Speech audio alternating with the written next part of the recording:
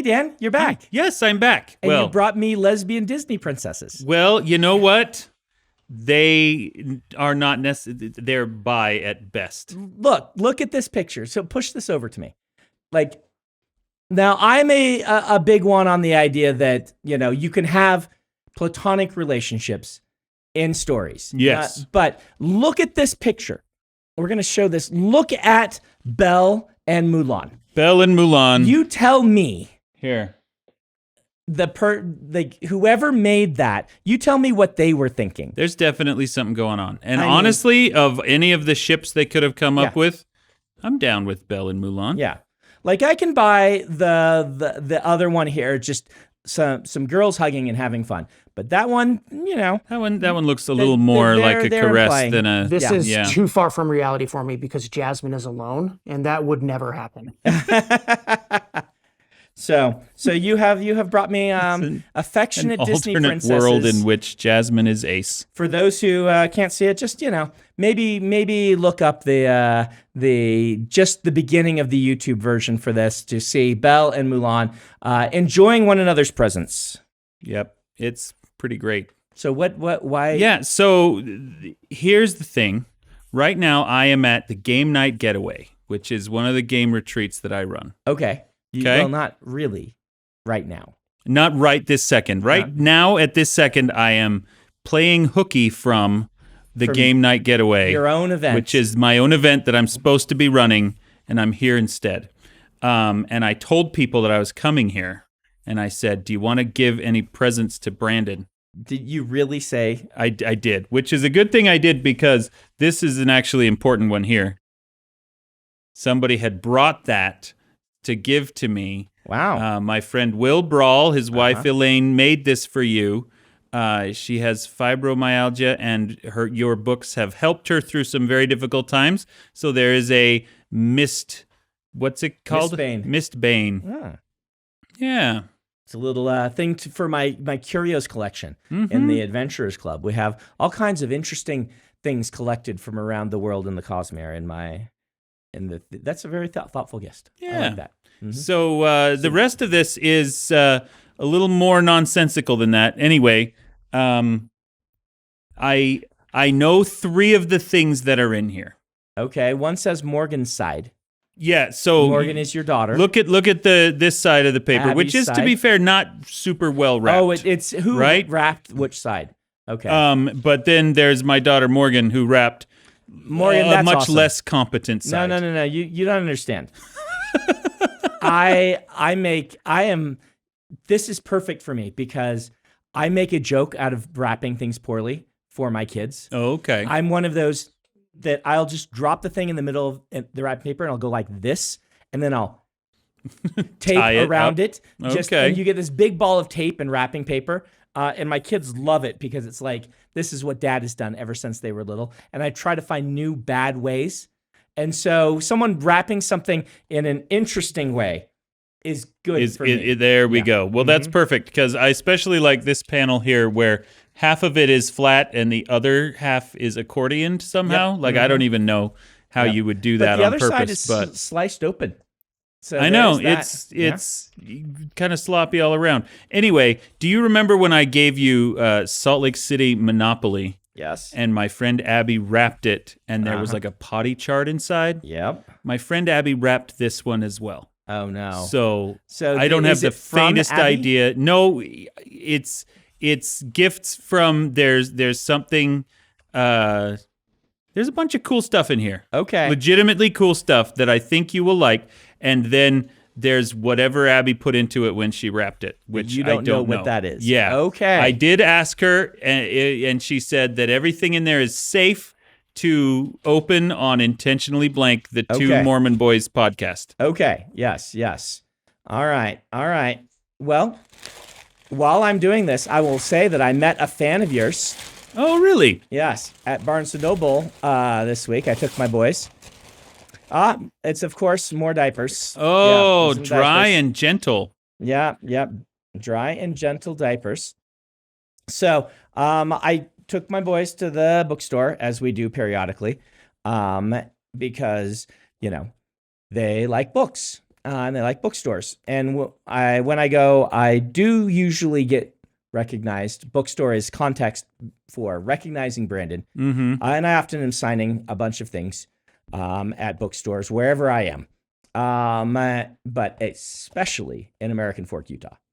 And there was someone who came up and said that they really enjoyed Intentionally Blank and that they hadn't known who you were before Intentionally Blank, and we're really glad to learn who you were as an author.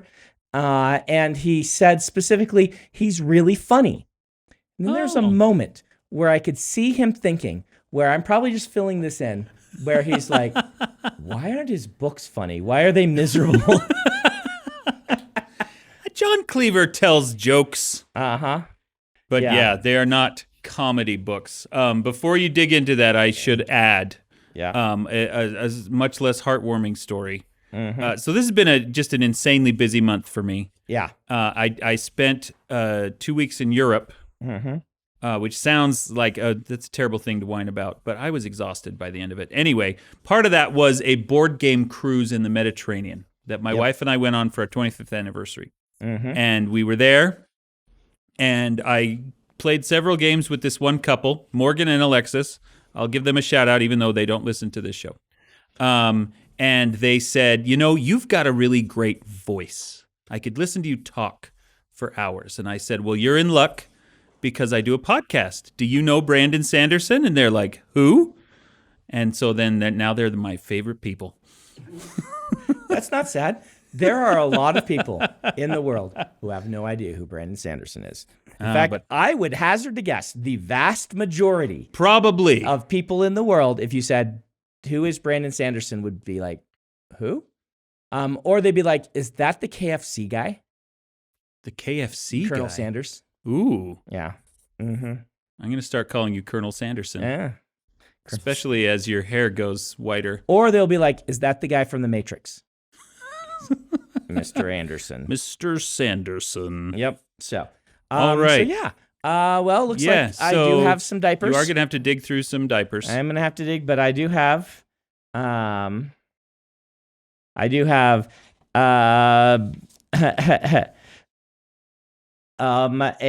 note with a whole bunch of some Stormew, What in the Halls, Oh for Yazer's sake. I'm not sure what this is. It looks like it was printed for us, and some stickers. And I see a gift that you are wearing. Mm-hmm. The I Love Moash sticker. I Love Moash sticker. I will not choose to wear an I Love Moash sticker, but I appreciate them. And some various writings, glyphs, Alethi glyphs. So those Alethi glyphs say I Love Moash in Alethi glyph.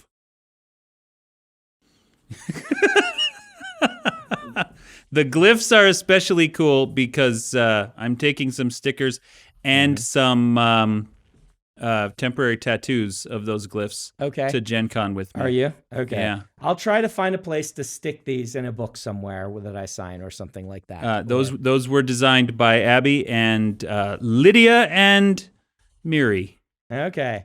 Maybe we'll keep a few for posterity. You're monsters. So I'll just say that. But I can tell that already. Very much trolls. Yep. Because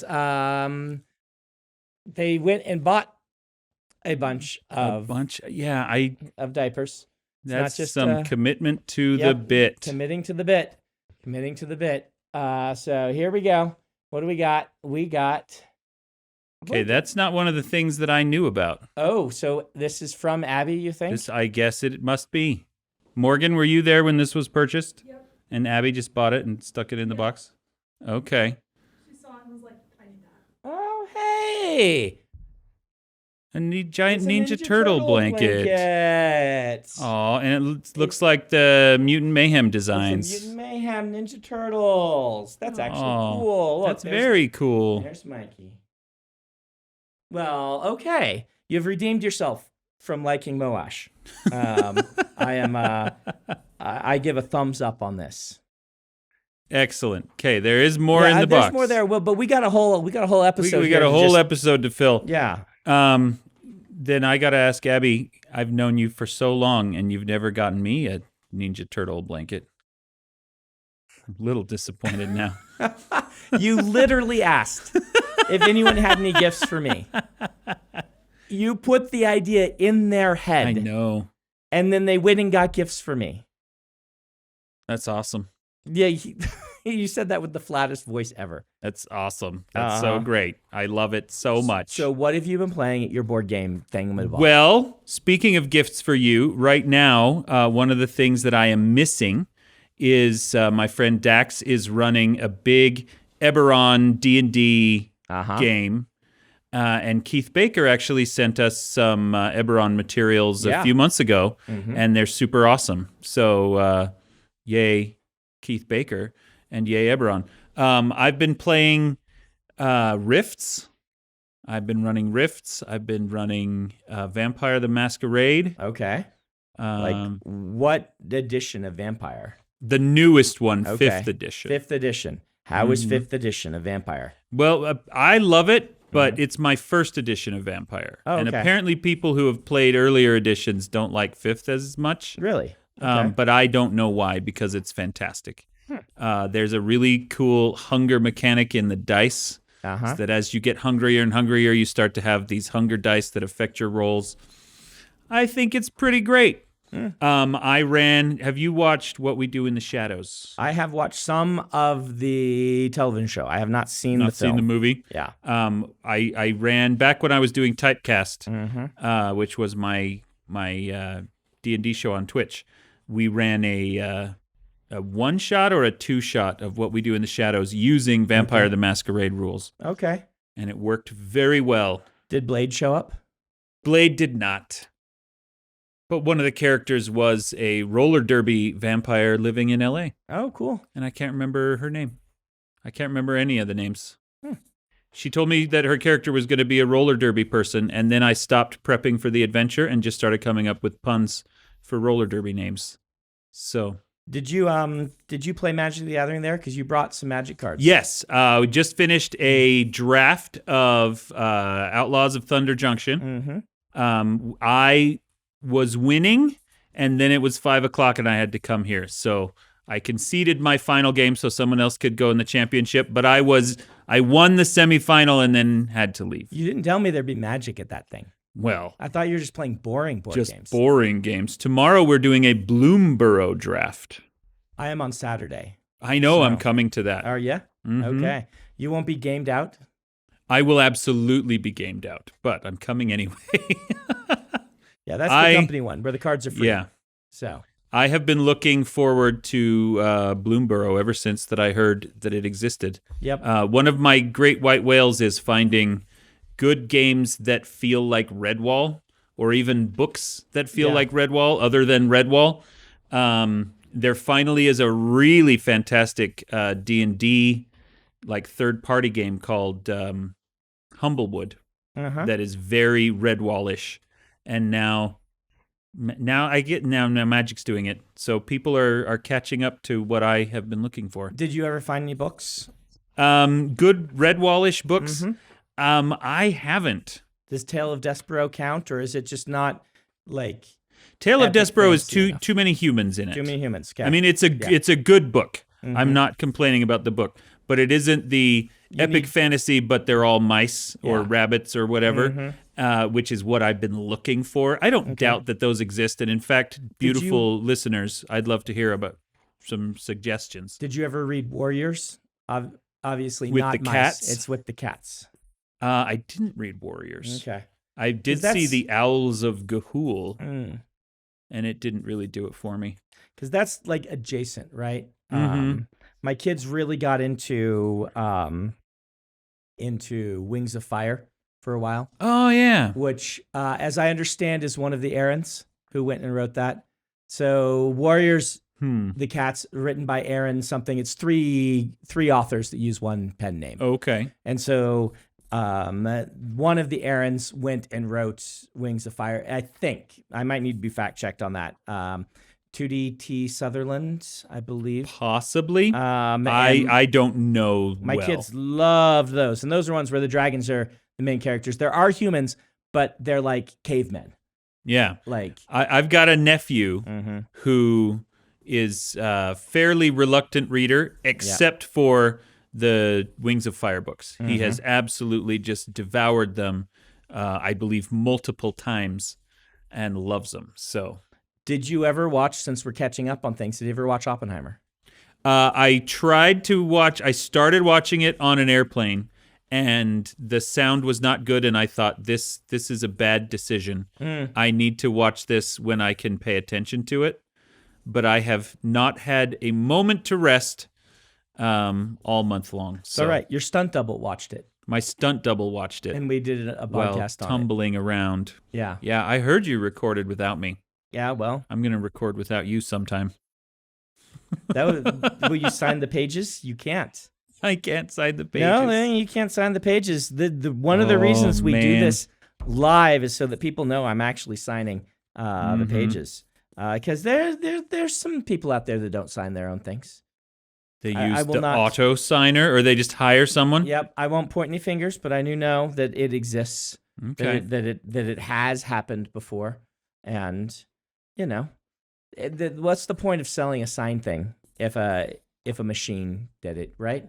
I know. So here we are. Or the ones like that are obviously just printed.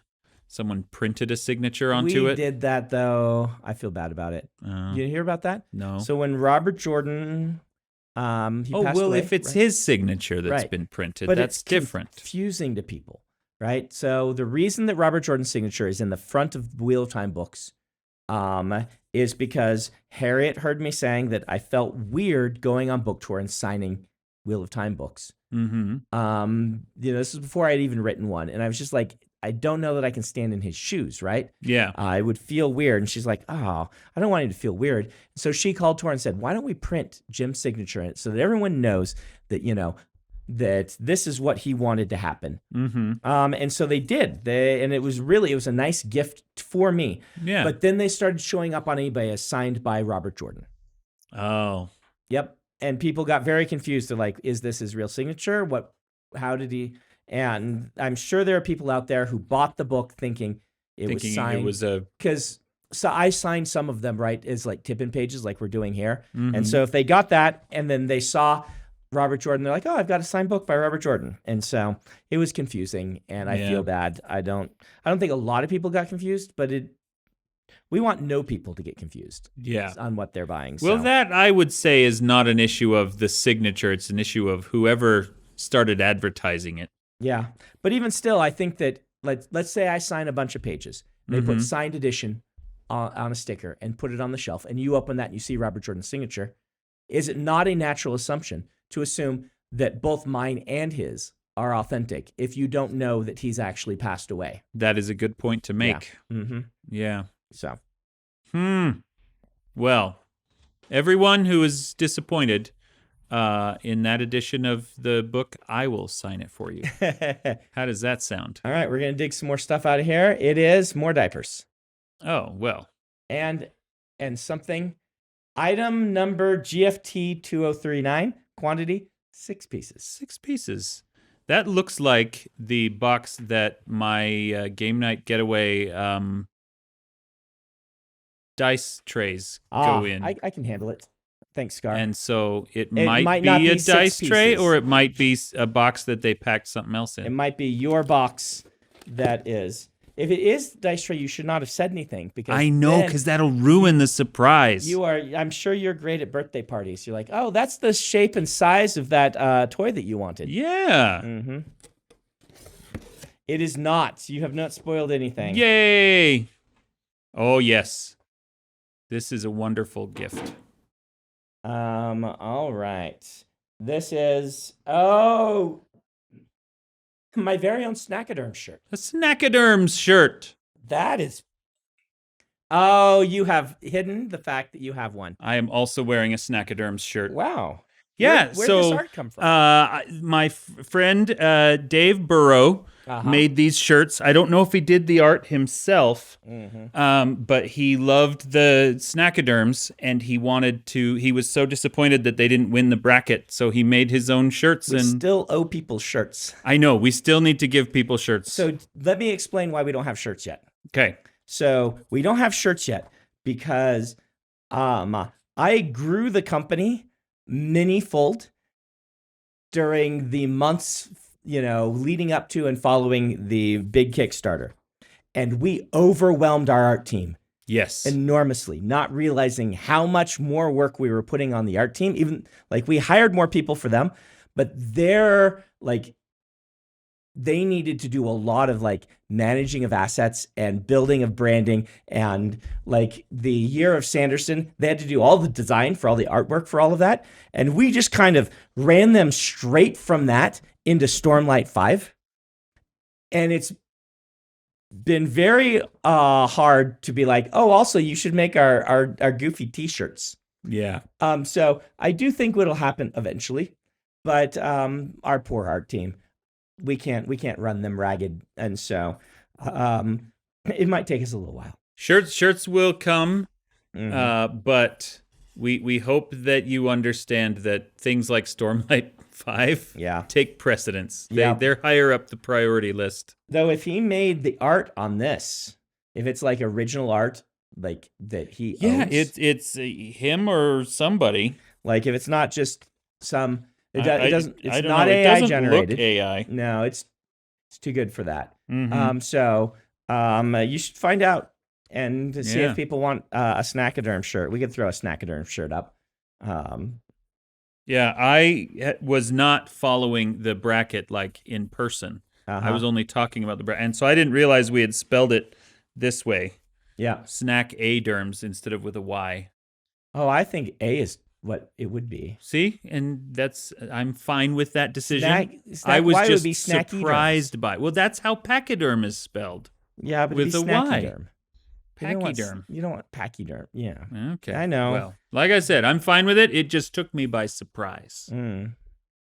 But yeah, and it's fun because I wore this all day today, and so did he. And so it's kind of Snackaderm Day at the Game Night Getaway, and a lot of people are asking what this is, and we get the chance to explain the food heist all over again. Yeah, so maybe people want a t-shirt that is super confusing and they'll have to explain.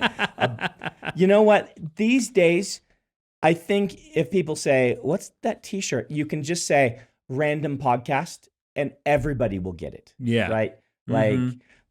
I swear there are so many in-jokes for random podcasts out there that people have made t-shirts for. In fact, if that's how you start and say, well, there's this podcast, people will say, nope, don't tell me anything else. Yep, I got it. That's fine. Yeah.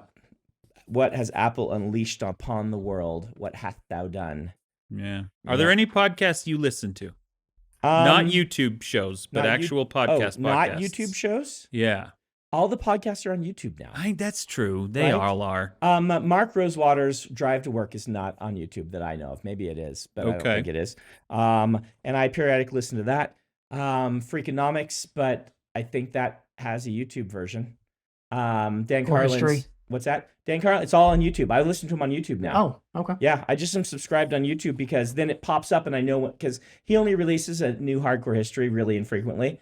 And so following it and things like that, he just pops up on YouTube and doesn't have any visuals, but it just pops up on YouTube and I'm like, oh, there's a new hardcore history. I can now listen to that. Just because I am on YouTube enough, it means that I don't miss the things that I want to listen to. So that I had never thought of YouTube as a podcast aggregator like that. So okay, that's cool. But I used to listen to a lot more podcasts when I needed to sign the pages.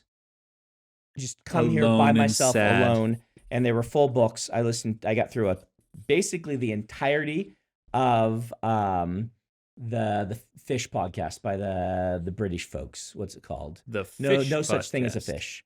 Yeah. Oh, okay. No. It's No Such Thing as a Fish. I don't know what that is. No Such Thing as a Fish is the.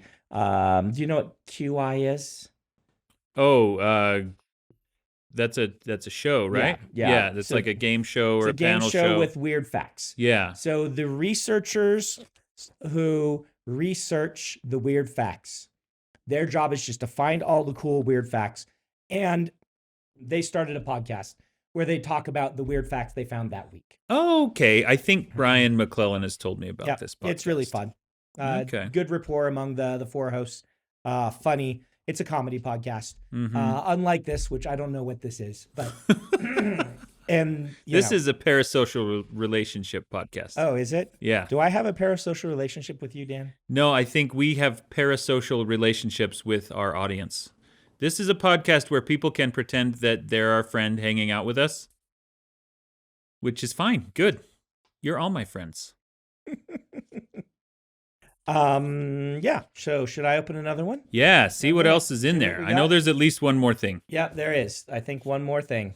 It is Brandon and Dan in taco and hot sauce taco form. and hot sauce form. Which of us is which? They indicated. Oh. I'm a taco and you're a hot sauce. Oh, nice. Yeah, better together. Aw. Yeah. And it's true. There we are. I think that is everything. Oh, no, there's one more. There should be one more thing. I'll keep that for a little later. Okay. Keep that for a little later. So you went on another game cruise? I did. So my July was a week on a board game cruise, and then a week in Stuttgart. We're like, as long as we're in Europe, we're going to go visit our old friends where we used to live in Germany. Yep. And then a week at Young Men's Camp. Okay. Which I honestly didn't stay for all of because it was a bad depression week. And then the week at the Game Night Getaway, which is this week. And then next week is Gen Con. So I should describe for the audio listeners that this gift was a plushie taco and a plushie bottle of hot sauce. Yeah, not an actual taco. Not an actual taco, which are very cute. You can, again, we'll put them up behind me for the next episodes, and you can see them there. Yes, but Kellen, who does all our events, her brother Jeff runs all the events for Board Game Geek. Yep. And so this the gaming cruise that I went on was a Board Game Geek Mediterranean cruise. He was a super helpful resource for me getting my gaming table. Oh, really? Yeah. So that's awesome. So how often do you use that gaming table? All the time, but for building Legos and sorting magic cards. That's still games. Yeah, it's very useful for building Legos because it's got the recess. So you, my children like to drop Lego pieces so they don't fall on the floor.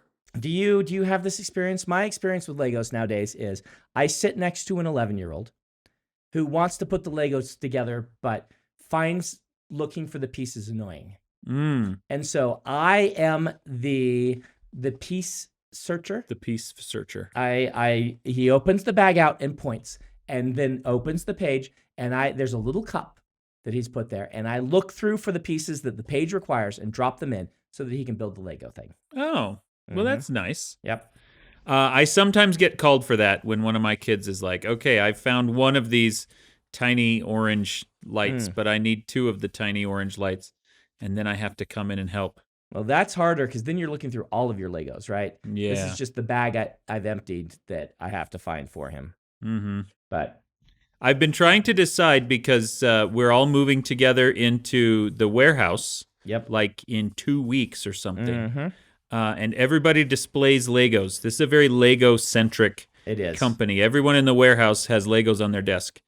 And the only Legos that I have Dominic Toretto's car that some listener sent us. Yep. And I feel like that's not enough. Okay. I need more Legos. I've been trying to decide what's a good Lego set to put on my desk or in my office. Do you have any front runners? There is a Stranger Things set of the Upside Down. Yeah. That I think looks really awesome and is appropriately horrific. Brian McClellan is a big Lego guy, and he told me one of his favorite builds was the Ghostbusters headquarters. Okay. And that might be a good one. Yeah, I am one of the golden geese that we are chasing is someday to have Cosmere Lego license, right? Oh, that'd be fun. Wouldn't that be fun? We're probably not quite there yet. But someday I bet we will. Yeah. We will hold out. We won't do Mega Blocks or something like that. We will hold out until it's hold Lego. out for the real Legos. Yeah. The Lego design is apparently open source now. Yeah. And there's lots of non-Lego companies that produce building kits for architecture and things like that. It's not open source is the wrong way to put it. Yeah. So game pieces or game mechanics are not protected by copyright or trademark or patent in this case. Okay. Right. So for instance, this is kind of it's been a source of contention in video games. I don't know if you followed this at all. But if you make a really cool video game, someone can make the exact same video game themselves, just with new visuals, new graphics, and it's legal. That's crazy. And this is in some ways kind of important. Like, we don't want game mechanics being patentable. Otherwise, it's like man jumps on platform and avoids monster becomes patentable, and that's the reason it's like this, which is good. But it maybe goes a little too liberal because I don't know a lot about it. But there's a guy who made a pretty cool game. I think it was called Super Crate Box, Super Crate Man. I played it, but it was an indie game. It was really popular. Before he could get a mobile port of it made, there were like 5 knockoffs on mobile, and that they'd made hundreds of thousands of dollars. And he was just out in the cold. He got really frustrated by this, and he did big essays on it. It kind of persuaded me a little that maybe there need to be some more protections. At the same time, Lego was like, no, you can't make blocks that work with Lego. It's our patent, and they lost. Like, they're like, no, that's a game mechanic. And I think that's a good, right? That's interesting. I didn't realize that's what it was. I think that's a good outcome. Like, Lego should sell their Lego by their great designs, their superior workmanship, and things like that. Saying you can't make a brick this size, it goes too far. So somewhere in between those two extremes, I would think there is a middle ground. But this is good for everyone, the way it is. So you can make things that work with Lego. Wizards of the Coast had the same problem. One of the very first early things that people made that were compatible with Wizards of the Coast, Wizards of the Coast sued them, and they just backed off until some of these digital games started coming along that had more funding behind them. Yeah. And some of them didn't back down, and their argument was like, game rules are not patentable. We can make a card that works with Magic the Gathering. We just can't use their artwork or any of their trademark symbols or things like that. And eventually they settled. But everyone says they settled because Wizards realized they didn't want to set precedent. So yeah, interesting. Yep. Huh. Well, that's interesting. See, and now I'm just thinking about all the Roshar sets that I want. Yeah, for Legos. There was a nice one on Lego Ideas that a person came up with that was a Chasm Fiend. You should go look it up. That's the thing that you can put and then have people vote on, and enough people vote on it, then that's where the Ghostbusters one came from. They go and try to secure the rights and get it made. Cool. And if they don't have to secure the rights, if it's your own design, if it gets voted enough, they'll just do them. And they have a whole line. There's a lot of good things in that that are the Lego Ideas, I think it's called. Did you find out what that game was called, Adam? Box. That was Super Great Box. Super Great Box. Super Great Box. Okay. Fun, kind of innovative game. That was a new take on it's like half run and gun, half platformer competitive. Anyway, it's fun. But that's cool. Yeah, Chasm Fiend was the first thing that leapt to my mind for Legos. It's a good build. The person that came up with it, thumbs up. I think we tweeted it a couple of times. We may have not. I think so. Yeah, I'm pretty sure we did. And I don't think it got enough votes and things like that. But you guys should all go look it up because it's one of these things like a Chasm Fiend is like climbing like some rock. And at the base, it has scenes with minifigs of various scenes from Stormlight Archive. So it's one of those nice showpiece ones that's both got a Chasm Fiend, but it also comes with some minifigs and things. It would have been a very cool one to get made. Did you see the Chasm Fiend in the Magic set? Outlaws of Thunder Junction had a canyon crab. Oh yeah, that looked more like a crab than a lobster or whatever. But it's called canyon crab. It's called canyon crab, and it's a big giant crustacean down at the bottom of like red rock I had Canyon. not even thought about that. I wonder if that's an homage. I assume it's an homage because Yeah. I know there's you've got a lot of fans over there. do. And I do like the homages. I think they're fun when I see things like that. So, but yeah, like when they made a plant wall that had protection from zombies. I always thought that was. Did you ever see that? It was a wall. It was made of plants. It was like wall of something, wall of brambles or wall of foliage, or it had protection from zombies. So it's Plants vs Zombies. Yeah, that's awesome. Mm-hmm. That is delightful. Here, Right. open your final thing. Final thing. This I know what this is because it is a company that I work with that sells them. Dungeon Master Direct. Yeah. Oh, it's some cool dice. So I helped pick out those dice. That is frosted prismatic glass. If you get one of the rounder ones and hold it up and kind of turn it around, that's the light really just really catches it, and it looks, to me, they look like storm spheres. Yeah. And it looks like there's light inside of them. It they really look really kind of awesome. does. Oh, that's cool. I have a set as well that I was given of, what is mine? Green fluorite. And these are made of actual gemstones. And Dungeon Master Direct is the company I work with as a pro GM. I don't have any pro GM campaigns that I'm running right now because I don't have time because I'm always off doing young men's camps. And, hopefully writing stories. I am also doing that. Well, it's good to have you back. Maybe next time we'll have a podcast where we don't ramble and we actually talk about something. We'll see. I No guess. guarantees. Do we have to? No guarantees. Whatever. How's that been?